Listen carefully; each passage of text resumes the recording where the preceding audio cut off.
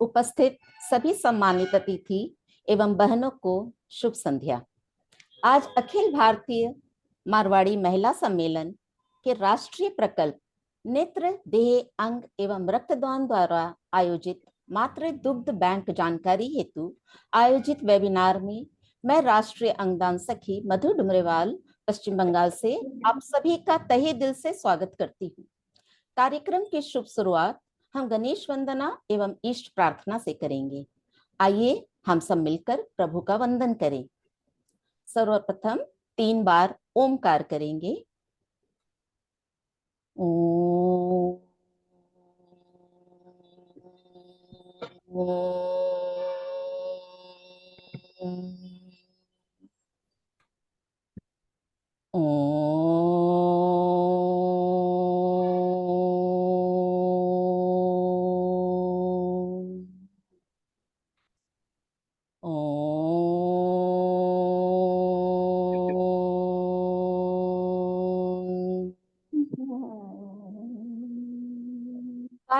कार्यक्रम को निर्विघ्न संपूर्ण करने के लिए आइए गणेश जी का स्मरण करें। वक्रतुंड महाकाय सूर्यकोटि संप्रभ निर्विघ्नं कुर्म देव सर्वकार्येषु सर्वदा। जय गणेश जी। आइए अब हम सभी मिलकर सम्मेलन की ईश प्रार्थना करें। हमको मन की शक्ति देना, मन विजय करे, दूसरों की जैसी पहली खुद को जय करें। हमको मन की शक्ति देना। जय हिंद। नारी शक्ति राष्ट्र शक्ति। बहनों, अभी तक हम सब ने अंगदान, देहदान, नेत्रदान, त्वचा दान या हड्डियों के दान के बारे में सुना है, जो कि लोग मृत्यु उपरांत इस तरह का दान करते हैं। लेकिन आज हम सब एक ऐसे विषय मातृ दुग्ध बैंक पर चर्चा करने वाले हैं जो हमें भले ही सुनने में नया लग रहा है, लेकिन लोगों को इस दान की बदौलत कई नवजात शिशु को जिंदगी मिलती है, कई चेहरे खिल उठते हैं। शिशुओं के लिए वरदान है मानव दुग्ध बैंक। जी हाँ, नवजात शिशु के लिए माँ का दूध कितना जरूरी है ये हम सभी जानते हैं, लेकिन कई बार परिस्थितियां ऐसी होती है कि शिशु को मातृ दुग्ध मिलना संभव नहीं हो पाता। नन्हों की सेहत का ख्याल रखते हुए कई संस्थाओं ने इस मुश्किल को दूर करने के लिए सार्थक प्रयास किए हैं। गाय भैंस के दूध की तुलना में मातृ दुग्ध की महत्ता को नकारा नहीं जा सकता। ह्यूमन मिल्क यानी मदर मिल्क को संग्रहित कर सुचारू रूप से जरूरतमंद शिशुओं तक उपलब्ध कराना, ये इस बैंक की कार्य प्रणाली है। ये मानव दुग्ध बैंक किस तरह से काम करते हैं या किन शिशुओं को इनकी जरूरत पड़ती है, आज इन सब की महत्वपूर्ण जानकारी पर प्रकाश डालने हेतु हमारे साथ मुख्य अतिथि वक्ता के रूप में प्रसिद्ध डॉक्टर्स भी आमंत्रित हैं। बहनों, आज के विषय की प्रेरणा स्रोत हमारी माननीय राष्ट्रीय अध्यक्षा नीरा जी बथवाल, जो आज हमारी मुख्य अतिथि भी हैं, एवं अतिथि वक्ताओं के स्वागत उद्बोधन के लिए मंच पर आमंत्रित करते हैं हमारी सम्मेलन की राष्ट्रीय प्रकल्प नेत्र देह अंग एवं रक्तदान प्रमुख एवं इस कार्यक्रम की आयोजक सुशीला जी फरमानिया, जिनके अथक प्रयास से आज हम सब एक बिल्कुल नए विषय की जानकारी प्राप्त करेंगे। हमारी प्रेरणा एवं मार्गदर्शक सुशीला जी फरमानिया के जज्बे और जुनून से प्रेरित हो 2 लाइन कहना चाहूंगी। चाह रखने वालों को मंजिलों को ताकते नहीं, बढ़कर थाम लिया करते हैं। जिनके हाथों में वक्त की कलम होती है, अपनी किस्मत खुद लिख लिया करते हैं। तो इन्हीं शब्दों के साथ मंच पर सुशीला जी, आपका हार्दिक स्वागत है। बहुत बहुत धन्यवाद मधु जी, इतना सुंदर परिचय करवाने के लिए। यहाँ पर उपस्थित इस जूम वेबिनार में सभी राष्ट्रीय पदाधिकारी और प्रांतीय पदाधिकारी और मेरी शाखा की बहनें, सखियां, और आज हमारे जो मुख्य वक्ता हैं डॉक्टर संजीव छेत्री, दिल्ली से, और डॉक्टर बद्रीलाल मेघावत उदयपुर राजस्थान से। उनका इस मंच पर मैं हार्दिक हार्दिक अभिनंदन करती हूँ। सभी से ये विनय है कि ये जो प्रोग्राम हो रहा है हमारी राष्ट्रीय अध्यक्ष नीरज जी की प्रेरणा से हो रहा है। शायद हम इस विषय के बारे में जान भी नहीं पाते कि ऐसा कुछ हो रहा है। तो इसीलिए नीरज जी को तहे दिल से मैं धन्यवाद देती हूँ, बधाई देती हूँ कि आपके द्वारा सौंपा हुआ कार्य हम लोगों के अंदर एक जुनून पैदा करने के लिए, बहुत ही नई जानकारियां दिलाने के लिए सक्षम रहा। जैसे जैसे हम इस विषय की जानकारी मिलती रहेगी हम देते रहेंगे। और सबसे अच्छी बात ये हो रही है कि इस विषय पर निकट भविष्य में एक पत्रिका निकालने का भी विचार बन रहा है। यदि सबके बहुत अच्छे लेख आए तो एक संग्रह हमारे लिए ये हो जाएगा।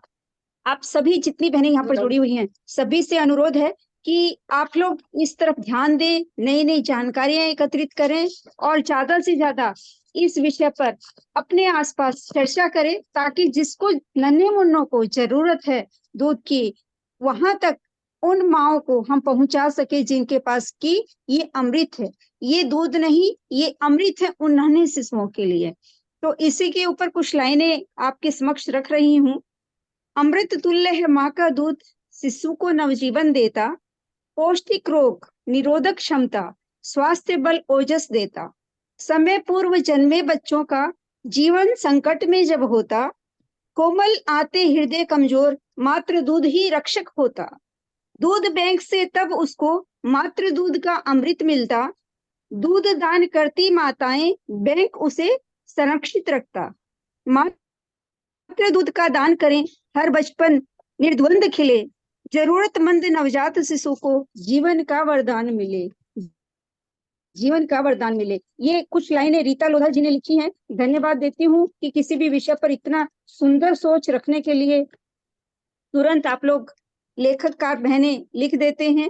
तो ऐसे ही कुछ लेख आएंगे, उनका एक संग्रह बनेगा और सबके लिए बहुत ही अच्छा होगा। और हमारे साथ जो उपस्थित डॉक्टर हैं उनका मैं हार्दिक हार्दिक अभिनंदन करते हुए उनसे भी अनुरोध करूंगी कि इस विषय में अच्छे लेख और जहां जहां मातृ दुग्ध बैंक हैं उनकी जानकारियां यदि हमें प्राप्त हो जाएं तो ये एक नींव का पत्थर साबित करने में हम सभी महिलाएं, हमारा 19 प्रदेश में 500 ब्रांच से ज्यादा बहनें जुड़ी हुई हैं, तो उन सब तक ये जानकारी पहुंच जाए तो अपने अपने क्षेत्र में हम देश के इस कार्य में सहयोग करने में मदद कर सकते हैं।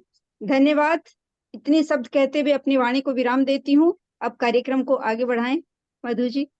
धन्यवाद सुशीला जी, बहुत सुंदर शब्दों से आपने परिचय दे दिया मातृ दुग्ध बैंक का, और रीता लोधा जी की भी बहुत सुंदर ही कविता पाठ आपने दिया। अब मैं आगे हमारे मुख्य अतिथि वक्ता डॉक्टर संजीव चेरी जी का परिचय देने के लिए मंच पर आमंत्रित करती हूँ हमारी राष्ट्रीय देहदान सखी डॉक्टर राजकुमारी जी जैन, जो पेशे से डॉक्टर भी हैं और आप महाराष्ट्र प्रांत की प्रांतीय देहदान प्रमुख भी हैं एवं सम्मेलन के सेवा कार्यों में निस्वार्थ भाव से हमेशा पूर्ण सहयोगी रहती हैं। डॉक्टर राजकुमारी जी, आपका मंच पर स्वागत है।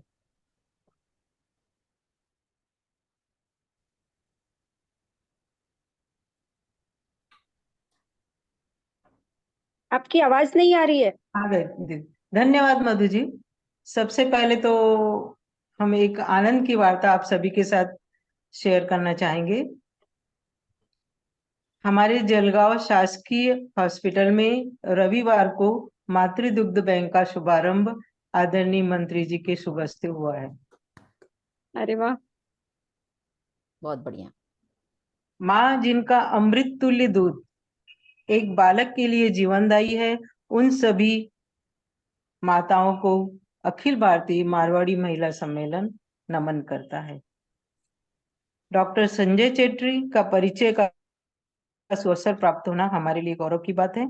आप MBBS MD paediatric DNB neonatology हैं। आप consultant neonatology BLK super speciality hospital New Delhi, senior consultant and in charge NICU Fortis hospital Noida.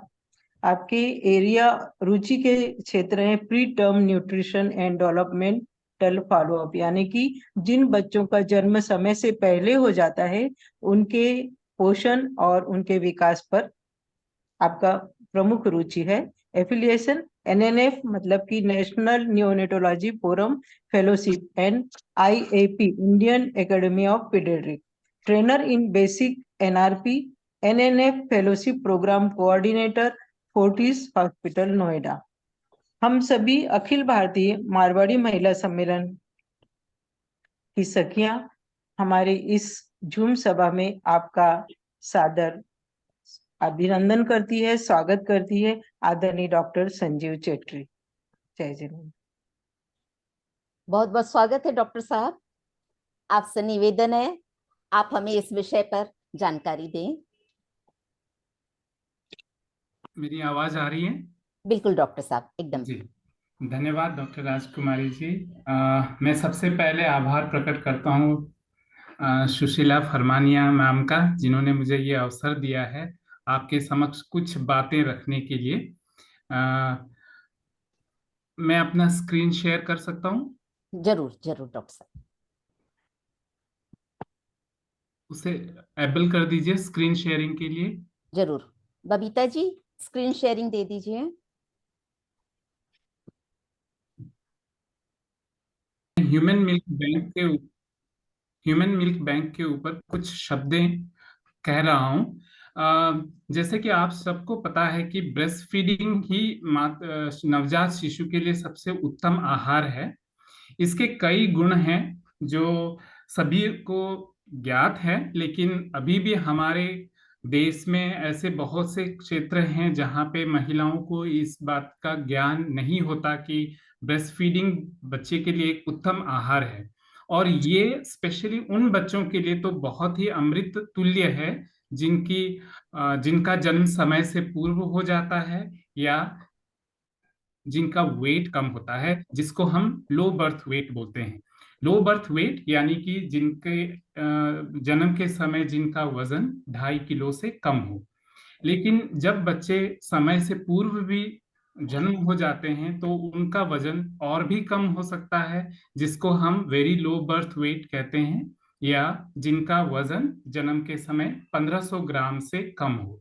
अब इन बच्चों में ब्रेस्ट फीडिंग तो अमृत तुल्य है ही, क्योंकि ये बहुत चीजों से इन बच्चों को इनिशियल कुछ दिनों में, जो नवजात शिशु का टाइम है, जो पहला 1 महीने का टाइम है, उसमें काफी चीजों से बच्चों को उभार के बाहर लाने में मदद करता है। इसमें सबसे इम्पोर्टेंट चीज है, सबसे जरूरी चीज है जिससे ये बच्चों को रक्षा करता है, वो है इन्फेक्शन। जो समय से पूर्व बच्चे जन्म हो जाते हैं उनमें इन्फेक्शन से लड़ने की ताकत काफी कम होती है, इम्यूनिटी काफी कम होता है। तो ब्रेस्ट फीड उन बच्चों में इन्फेक्शन से लड़ने के लिए मदद करता है। नंबर 2, जब बच्चे समय से पूर्व जन्म हो जाते हैं या उनका वजन कम रहता है तो उनकी आंतें भी पूरी तरह से डेवलप नहीं हुई होती हैं।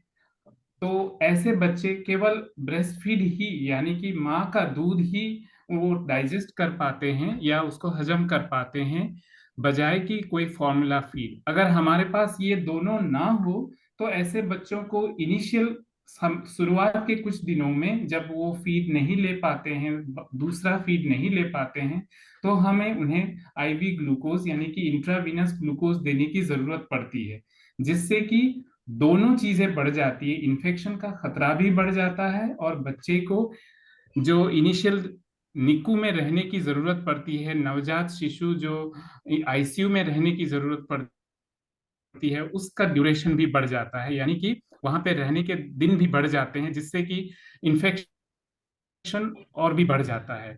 दूसरा चीज, जब माँ का दूध इसलिए भी जरूरी है इन समय से पूर्व जन्म हुए बच्चों के लिए, क्योंकि वो ही एक ऐसा दूध है जो बच्चे को एडिक्वेट न्यूट्रिशन यानी कि एक उत्तम तरीके से उनको न्यूट्रिशन दे सकता है।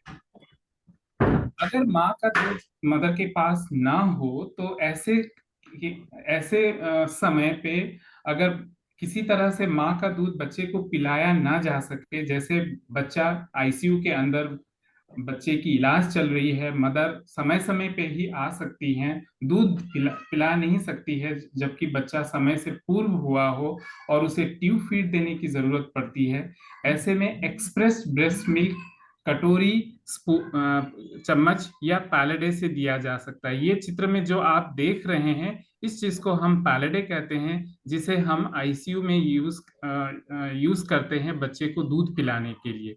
ये काफी ज्यादा इजी है, मतलब सरल है बच्चे को दूध पिलाने के लिए, और इससे मदर को भी आसानी से, जो माएँ हैं उनको आसानी से ट्रेन किया जा सकता है। अगर ये दोनों चीजें हमारे पास उपलब्ध ना हो, यानी कि ब्रेस्ट फीडिंग ना कराया जा सके कुछ केसेस में, या मदर का अपना दूध की कमी पड़ रही हो, तो ऐसे केसेस में हम डोनर ह्यूमन मिल्क, यानी कि जो दूसरी माओं का दूध जो हम लेते हैं उनको हम दे सकते हैं, बशर्ते कि वो पास्चराइज्ड किया हुआ हो। जैसे हमें दूध पैकेट में मिलता है, उसी तरह हम इस दूध को पास्चराइज करके हम इस दूध को उस बच्चे के लिए, उस बच्चे के काम में ला सकते हैं। तो इसे कहते हैं पास्चराइज्ड डोनर ह्यूमन मिल्क। और जहां पे इसको एकत्र किया जाता है, उसकी स्टोरेज की जाती है और बाद में जरूरतमंद बच्चों को दी जाती है, उसे हम ह्यूमन मिल्क बैंक कहते हैं। तो हमारे यहाँ क्या जरूरत है ह्यूमन मिल्क बैंक की? जैसे कि हमें सबको ज्ञात है कि हमारे भारतवर्ष में सबसे ज्यादा लो बर्थ वेट बेबीज की जन्म होती है, यानी कि जिनका वजन जन्म के समय 2.5 किलो से कम हो। लगभग ये स्टैटिस्टिकली ये देखा गया है कि लगभग 20% बच्चे लो बर्थ वेट जन्म होते हैं, और उनमें से काफी बच्चे वेरी लो बर्थ वेट होते हैं, जिनमें मदर यानी कि माँ की दूध की आवश्यकता पड़ती है। तो हमारे देश में काफी बच्चे ऐसे जन्म होते हैं जिनको इनिशियल कुछ दिनों में केवल माँ का ही दूध दिया जा सकता है, और इससे हम ऐसे बच्चों को आसानी से एनआईसीयू में ट्रीट कर सकते हैं, उनको इन्फेक्शन से बचा सकते हैं, और उनका जो समय है, जो हॉस्पिटल में रहने का जो समय है, उसको कम कर सकते हैं। अगर हम देखें ह्यूमन मिल्क बैंक, भारतवर्ष में ह्यूमन मिल्क बैंक का हिस्ट्री, तो सबसे पहले जो ह्यूमन मिल्क बैंक भारतवर्ष में खोला गया था वो 1989 में डॉक्टर अर्मेदा फर्नांडिस, जो कि खुद नवजात शिशु रोग विशेषज्ञ की प्रोफेसर रही हैं सायन हॉस्पिटल मुंबई में, उन्होंने ये मिल्क बैंक धारावी मुंबई में सबसे पहले शुरू किया था। और अभी तक हमारे यहाँ लगभग 14 गवर्नमेंट ऑफिशियल मतलब गवर्नमेंट की तरफ से जो already sanction human milk bank already काम कर रहे हैं, और काफी जगह अब नए जगह पे भी खोले जा रहे हैं। लेकिन भी ये भी जरूरी है कि जिस तरह से हमारे एनआईसीयू खुल रहे हैं, जैसे हर छोटे क्षेत्र में डिस्ट्रिक्ट लेवल पे एनआईसीयू खोले जा रहे हैं, उस तरह से ह्यूमन मिल्क बैंक को प्रोत्साहन नहीं मिला है। इसकी खोलने में अभी भी काफी देरी हुई है। अगर हम देखें 1989 से अब तक काफी लंबा अरसा बीत गया है, लेकिन उस हिसाब से ह्यूमन मिल्क बैंक की ना तो जनमानस में इतनी इसका कोई अवेयरनेस है या इसको प्रायोरिटी मिली है खोलने में। अब इसमें काफी सारे मार्केटिंग स्ट्रेटजीज भी हो सकते हैं जो फॉर्मूला कंपनियों के द्वारा, क्योंकि हमारे यहाँ अभी भी ये प्रचलित है कि अगर माँ का दूध नहीं मिल रहा है तो फॉर्मूला फीड दे दी जाए, लेकिन हम ये कभी नहीं सोचते हैं कि ये दूसरा ऑप्शंस भी हमारे पास अवेलेबल हो सकता है, अगर इसके बारे में एक जागरूकता सभी में बने। हमारा फोकस क्या है जब हम ह्यूमन मिल्क बैंक से ह्यूमन मिल्क लेते हैं, जो डोनर ह्यूमन मिल्क लेते हैं, यानी कि डोनेट किया हुआ मातृ दूध, ये उन्हीं बच्चों को प्राथमिकता के आधार पे उन्हीं बच्चों को दिया जाना चाहिए जो बच्चे प्रीटर्म है, समय से पूर्व जन्म हुए हैं और अभी उनका इलाज एनआईसीयू में चल रहा है। प्राथमिकता के तौर पे उन्हीं को मिलना चाहिए। यानी कि जो प्री टर्म बेबीज हैं और काफी बीमार बच्चे हैं, उन्हीं को प्राथमिकता के तौर पे ये डोनर ह्यूमन मिल्क मिलना चाहिए, या ऐसे बच्चों को मिलना चाहिए जिनकी मदर खुद स्थिति में नहीं है कि वो अपने बच्चों को दूध पिला सके या अपना ही दूध निकाल के दे सके। अगर इन बच्चों की जरूरतें पूरी हो जाती है और हमारे पास एक adequate amount of human donor milk रहता है, तो उन बच्चों को भी दिया जा सकता है जिन बच्चों के मदर को लैक्टेशन फेलियर यानी कि दूध की काफी कमी हो रही हो, तब तक जब तक मदर माँ का अपना दूध बनना शुरू ना हो जाए। इसके अलावा जब हमारे पास adequate donor human milk bank बन जाते हैं और हमारे पास एडिक्वेट स्टोरेज रहता है, तो उन बच्चों को भी इस में सम्मिलित किया जा सकता है जो जैसे ट्विंस हुए हों, ट्रिपलेट्स हुए हों, जिनमें माँ का अपना ही दूध उतना एडिक्वेट अमाउंट में नहीं मिल रहा है, या जो बच्चे अनाथ हैं जिनको छोड़ दिया जाता है और एनआईसीयू में लाया जाता है, उन बच्चों के लिए भी ये दूध काम में लाया जा सकता है, बशर्ते कि हमारी प्राथमिक जो आवश्यकताएं हैं वो पूरी हो जाएं। अब ये ह्यूमन मिल्क बैंक किस तरह से काम करता है? ये ह्यूमन मिल्क बैंक में सबसे पहले डोनर तय किया जाता है कि कौन इसके लिए अपने दूध को डोनेट कर सकता है, उसकी क्या क्या जरूरतें हैं, उसकी क्या क्या क्राइटेरियाज हैं, ये जानना जरूरी होता है। एक बार एक माँ स्वेच्छा से अपना दूध देने के लिए तैयार हो जाती हैं, तो उनके कुछ टेस्ट किए जाते हैं, उनमें कुछ इन्फेक्शंस वगैरह तो नहीं है, इसके लिए कुछ टेस्ट होते हैं। अगर वो इसमें उपयुक्त पाई जाती हैं तो सैनिटरी मतलब स्टेराइल तरीके से मिल्क को एक्सप्रेस किया जाता है। जब ये मिल्क मिल जाता है तो उसको एक एडिक्वेट अमाउंट ऑफ टेम्परेचर पे ही उस मिल्क बैंक तक ले जाया जाता है माँ के घर से।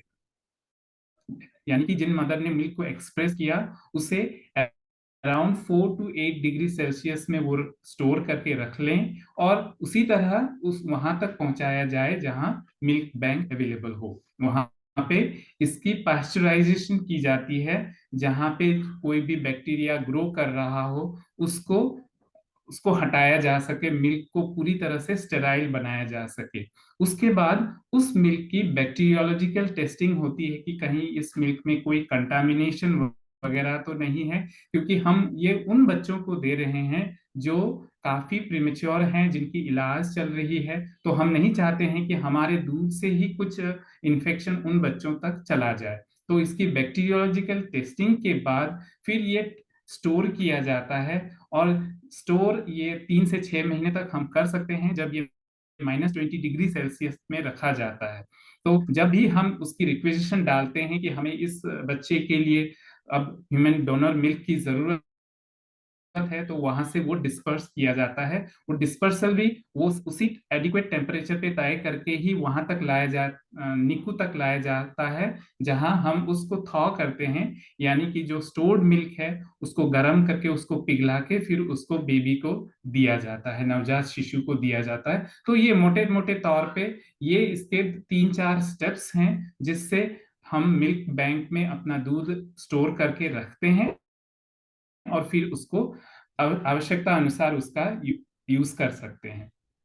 अब ये बात तय होती है कि कौन मदर उपयुक्त कैंडिडेट है मिल्क को डोनेट करने के लिए।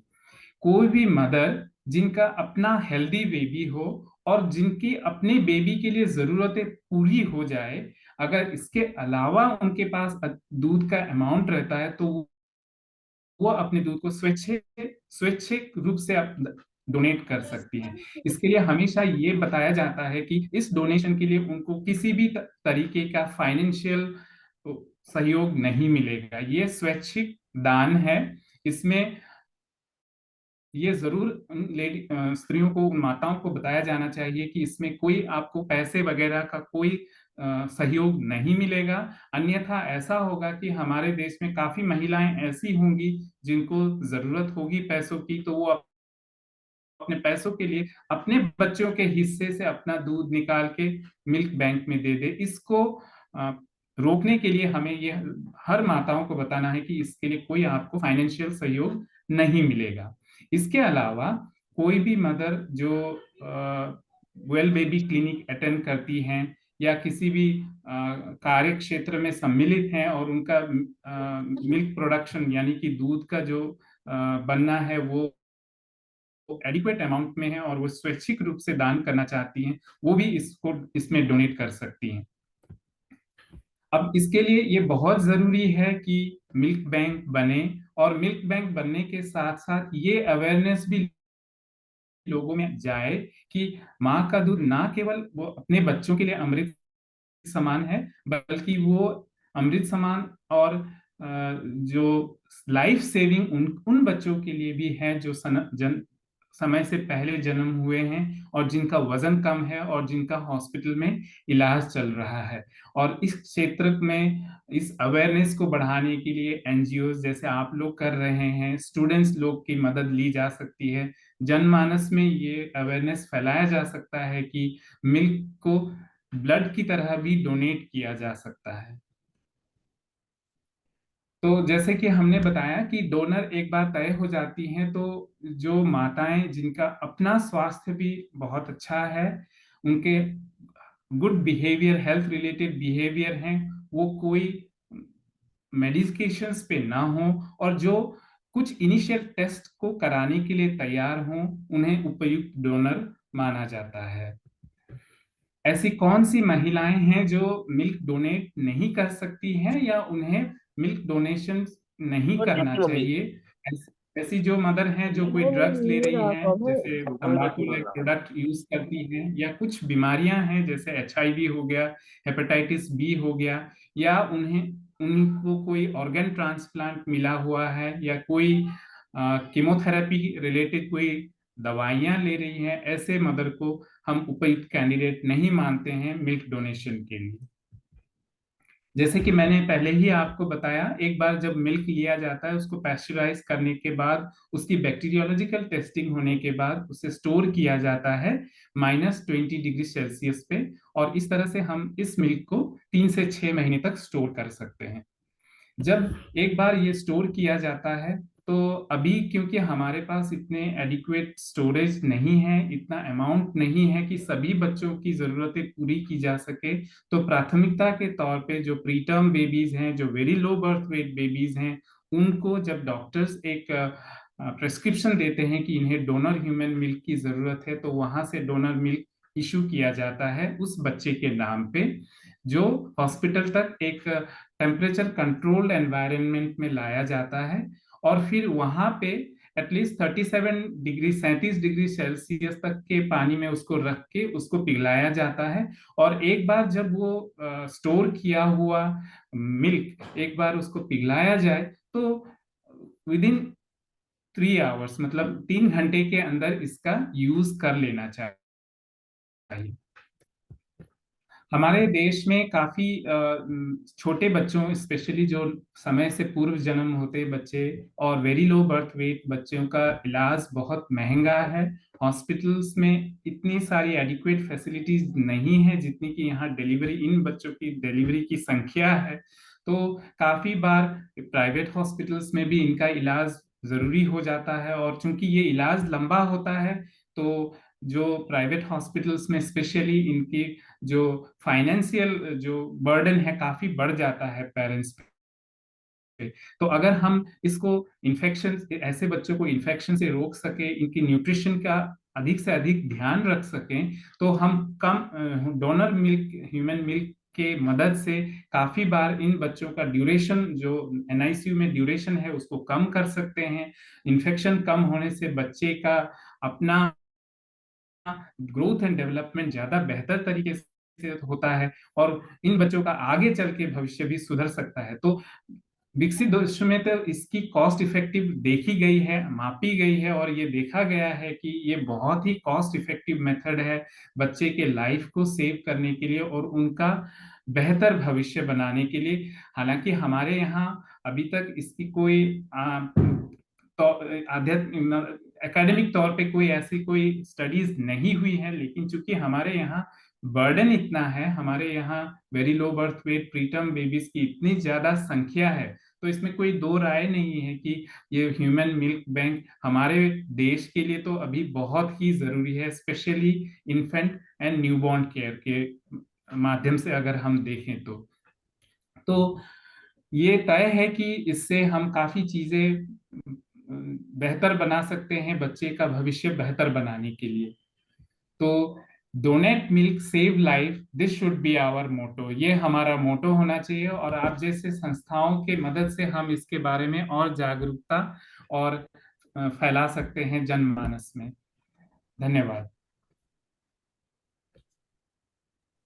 बहुत सुंदर डॉक्टर साहब, बहुत बहुत धन्यवाद। अब हमारे सुशीला जी, अभी हमारे अगले अतिथि